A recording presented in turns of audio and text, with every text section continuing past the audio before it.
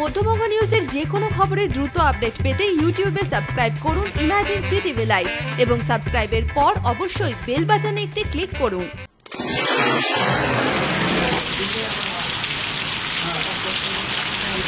বুধবার সকাল থেকেই আকাশের মুখ ভার মুর্শিদাবাদ জেলায়। জেলার জুড়ে বিভিন্ন জায়গায় শুরু শিলাবৃষ্টি।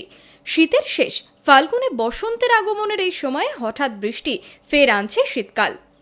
দারুণ। কেন? তার কারণ হচ্ছে হঠাৎ করে একটা অন্যরকম সিচুয়েশন। এই সিচুয়েশনে নিজেদেরকে একটু ভালো লাগছে। হঠাৎ করে শীতের পোশাকগুলো ঢুকতে শুরু করেছিল, আবার একটু গায়ে দিতে পারবো, ভালোই লাগছে বেশ। আর আজকে তো দারুণ দিন, একটু সন্ধ্যের দিকে একটু খিচুড়ি, ডিম, চলবে ডিমের গাড়ি, দারুণ লাগছে। বেলা বাড়ার সাথে সাথেই আকাশ ঢেকে আসে কালো মেঘে। মুর্শিদাবাদের কান্দি থেকে ফারাক্কা বিভিন্ন প্রান্তে বুধবার সকাল থেকেই শুরু ভারী বর্ষণ। তার মধ্যেই ফারাক্কায় বাজারহাট সবই খোলা থাকলেই বৃষ্টির জেরে মানুষজনের আগমন কম। জেলা জুড়ে ঠিক যেন শীতের আমেজ।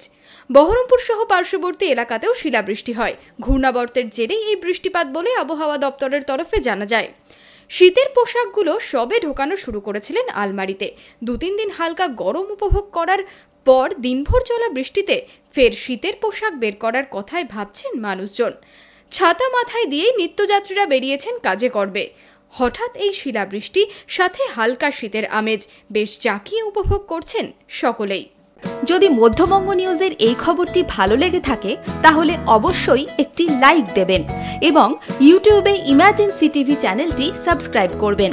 আর যে কোনো খবরের দ্রুত আপডেট পেতে সাবস্ক্রাইব করার পর বেল বাটনে একটি ক্লিক দেবেন।